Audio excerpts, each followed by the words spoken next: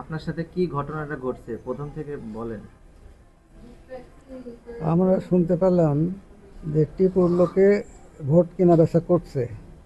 এই সংবাদ পাওয়ার মাত্রই ফজলুর সাথে আমরা হোন্ডা চড়ে ওই জায়গায় যাই।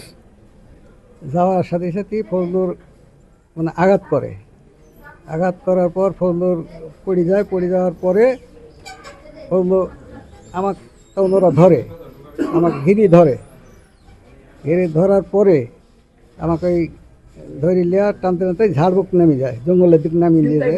হ্যাঁ, মারধর করে নিয়ে যায়, আমাকে মারধর করার পরে আমাকে হুমকি দেয় যে তো মেরি ফেলাই দিব, গুলি করবো, এরকম হুমকি ধামকি দেয়।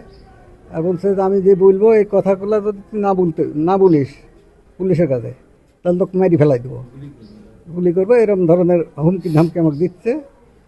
দেওয়ার পর এক পর্যায়ে জঙ্গলের মধ্যে এখন নিয়ে যায়, আমাকে কয়ে যে এখন এগুলা গুলি করে মারি ফেলা দে জঙ্গলের মধ্যে দেখি তো, এরকম হুমকি ধামকি দেয়। দেওয়ার পর এক পর্যায়ে আমাকে নিয়ে যায় জালাল মাস্টারের বাড়িতে নিয়ে যায়। আমার ওই কোথার উপরে আর এই যে ছুরি ওইটা দেয়, দিয়া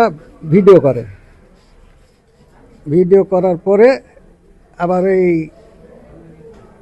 ওখানে এক ছেলে আবার টিপুর কাছে ফোন দেয় বলছে ভাই আমরা একটা ডাকাত ধরেছি, ধরে নিয়ে এসে আমার আপনার এই মাস্টার বাড়িতে রাখিছি, এখন কি করব। এখন টিপু বলে যে কিছু উত্তম মাধ্যম দাও, দিয়া পুলিশের হাতে তুলে দাও, এ কথা বলে।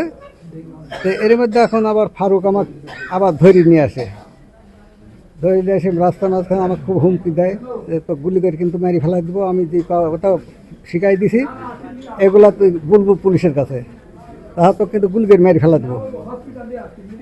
এইভাবে নিয়ে আসি ওই আমার হাতে ওই ছুরিটা ধরাই দেয় পিছনে একটা কী জানি আমার পিঠের সাথে ঠেকাই